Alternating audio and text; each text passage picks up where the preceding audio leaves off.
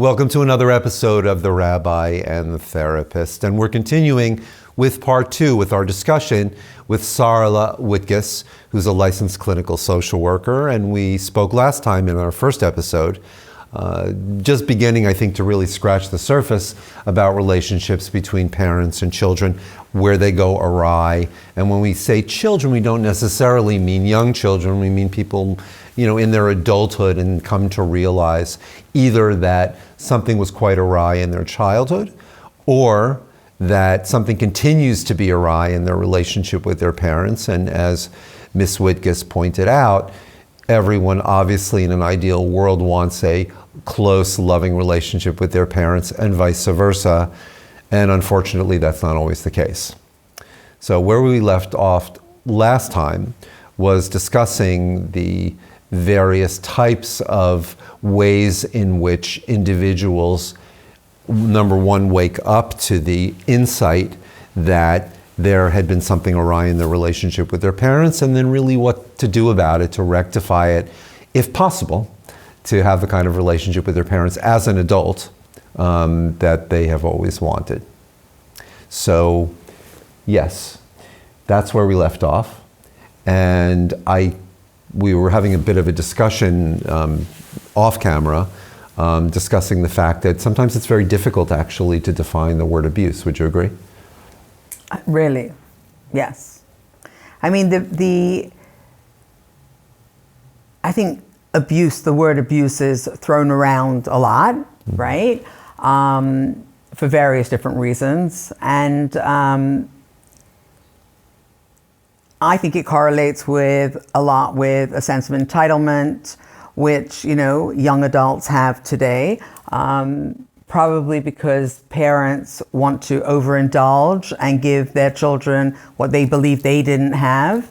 So there's a lot of that conflicting confusion between, am I getting what I'm supposed to get because my parents want to indulge and give me, and that lack of turns into statements of, well, if I'm not getting, or if I'm feeling deprived, then am I being abused? Am I being taken advantage of? Am I not being given what I should be as a child? So it's gone into a real gray area. Are you seeing more of it in the last decade or two as the victim role becomes, in society in general, becomes this glorified role? We see that quite socially now. Are you seeing more of it also on an individual level? It's a question that comes up a lot. Are we seeing more of it? I think that we're not seeing more of it. I think that we're just getting permission to talk about it more. I think the same issues have been there always. I think the ability to express, as we said in the first episode, for a child to now go back to their parent and say, you didn't do this for me and you should have done that for me, and you were always criticizing me and you didn't send me to the best schools, et cetera, are accusations that children now have the ability to express that perhaps years ago. In the past they did. Or chutzpah. That's also part of it as well.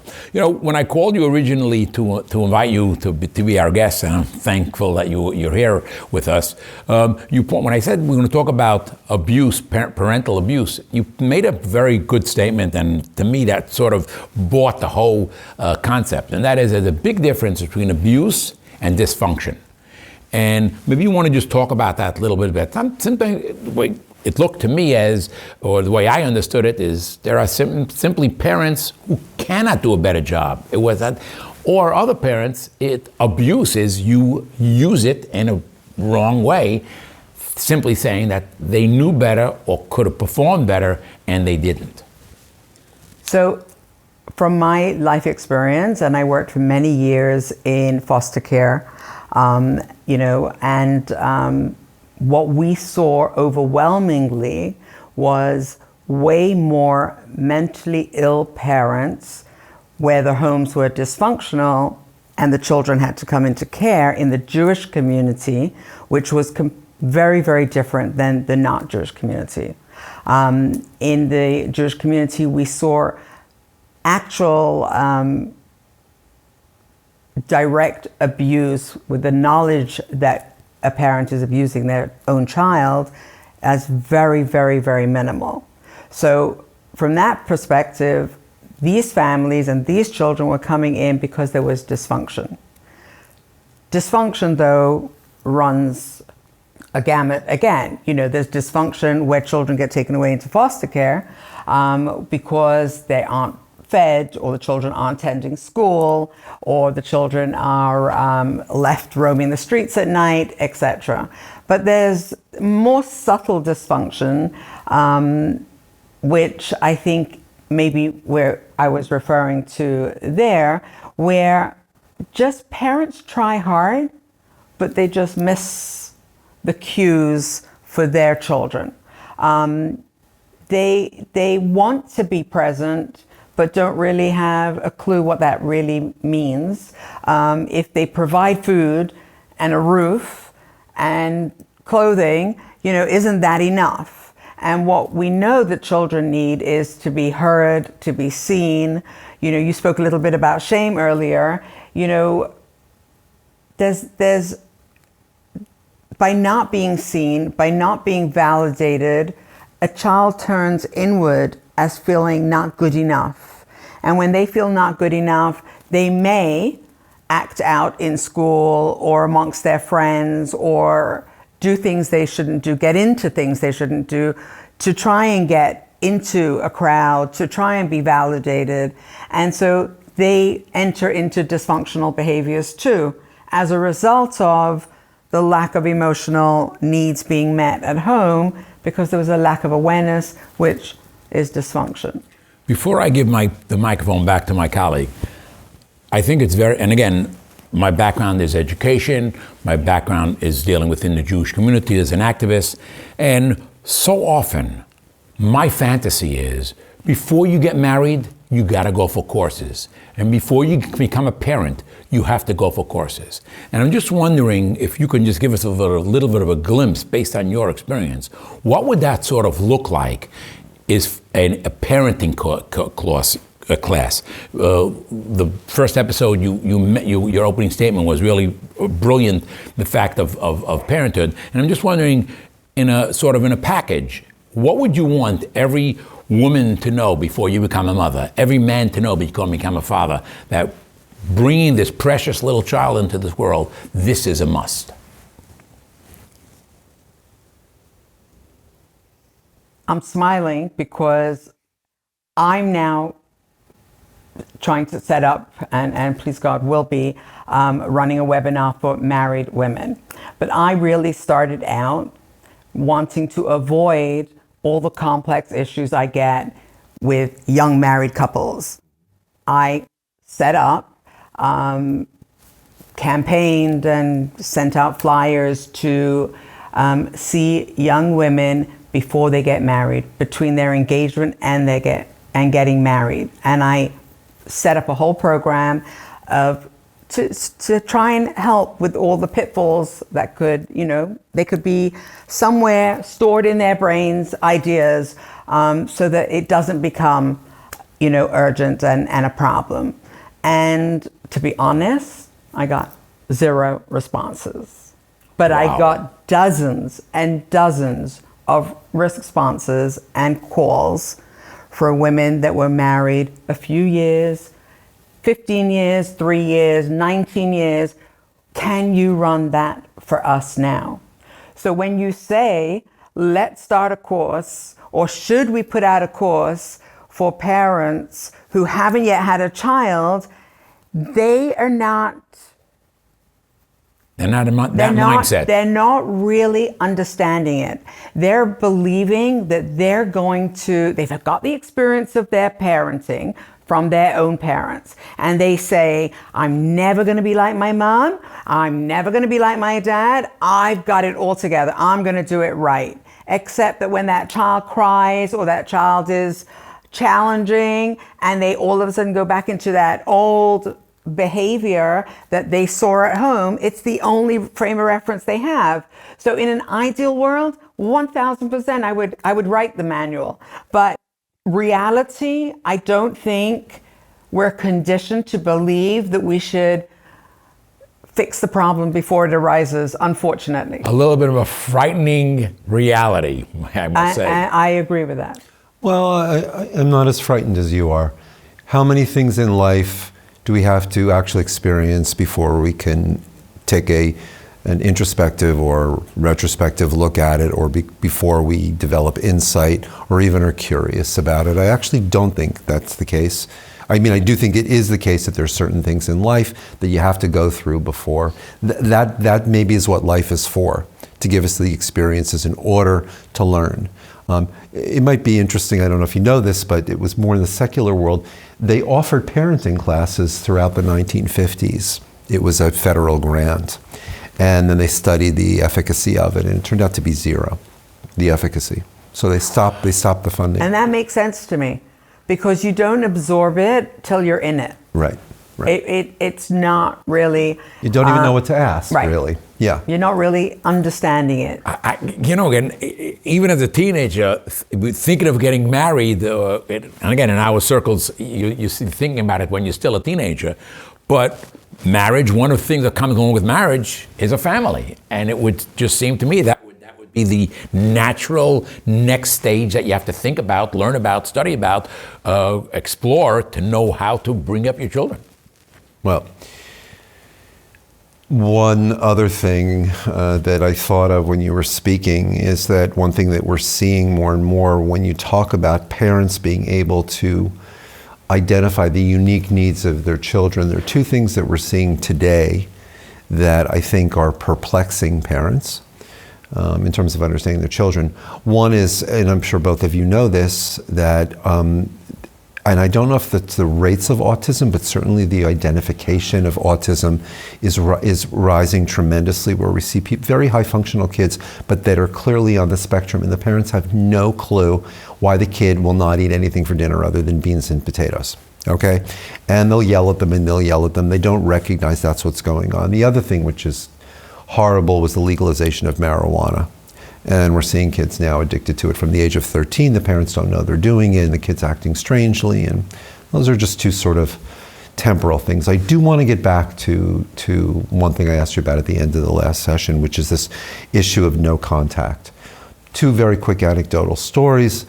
Former client, mother was always bipolar and alcoholic. Father was at home. My client was the eldest of 5 children, grew up having to protect his younger siblings appropriately, went into a profession where he protects other people. And just recently, within the last few years, after having had 2 children, finally got an order of protection out against his mother, and will never see her again, okay? Is finally at peace. Finally at peace. The other thing that anecdotal story I wanted to say was that there was another client of mine who had lifelong issues with his father, who was brutal to him, really, really quite brutal to him. He was Jewish, and it got to a point where the father couldn't even politely interact with him. So he cut off all contact with the father until the father passed away. The way he understood the commandment of honoring your parents was the following. He said, look, every time my father sees me, he behaves, and the father was brutal with everyone he was coming into contact with, not only his son, but he said, look, I can't control my father's behavior, but I can control it with me. In other words, if I don't give him the opportunity to exhibit his inappropriate cruelty with me, I know that he will do it that much less. That he understood as being honoring his father. His father passed a few years later, and then he actually did something that he knew his father always wanted to do, and that was another way he honored them. I'm not so sure that we cannot obey that commandment and at the same time cut off relationships with parents who simply, after decades of trying to have some kind of a peaceful or civil relationship, for whatever reason the parent makes that impossible. I would say probably it's true from parent to adult child. And we see this a lot with substance abusing children. But I don't want to go there right now. So I'm just curious about both of your reactions to this idea that there are times when it is appropriate and it to the betterment of the lives of at least the adult child to cut off contact with the parent.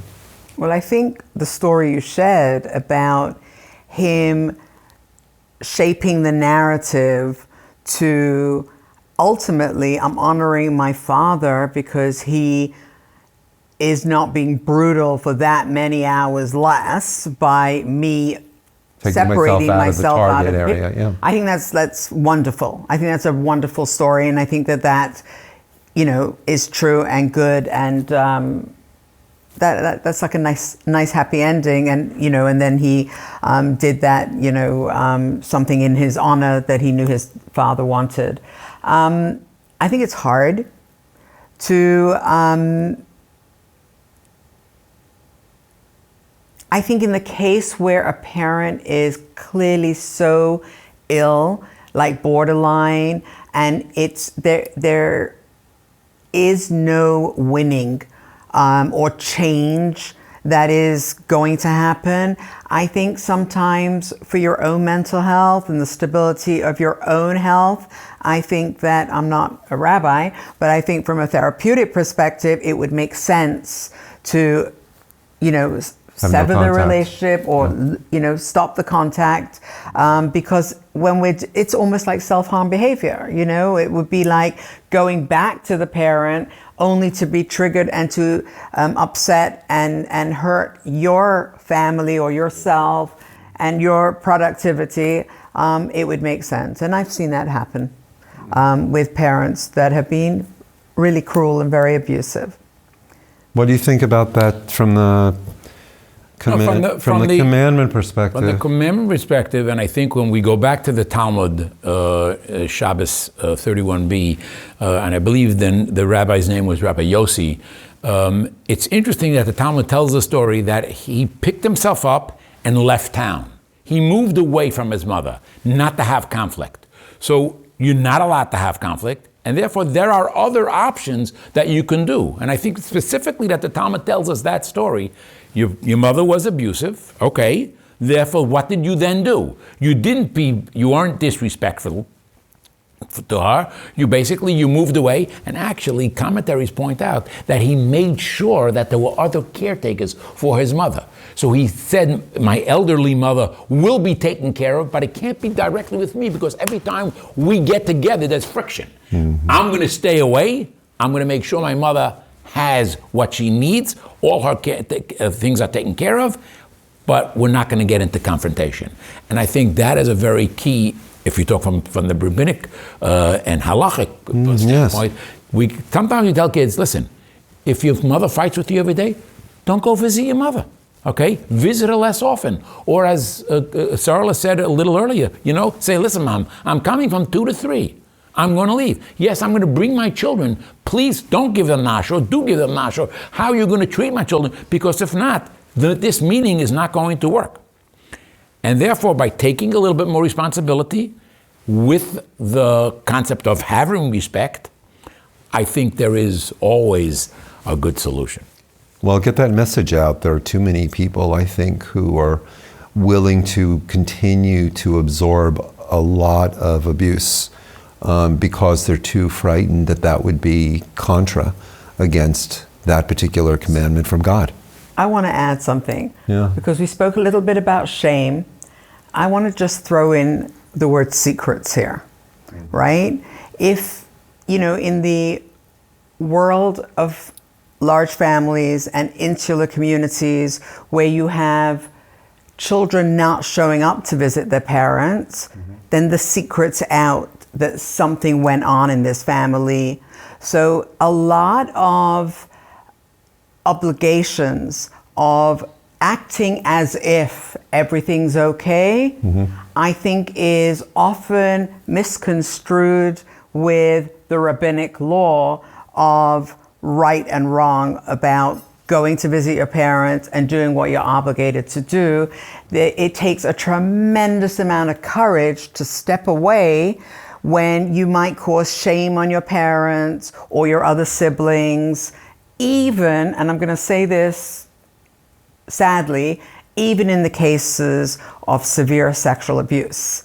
There's still, the rest of the family want to maintain an image that we're good and, don't think that those people did anything wrong or didn't protect us. So I think that that's a very valid, important piece to put in there. Well, thank you for adding that.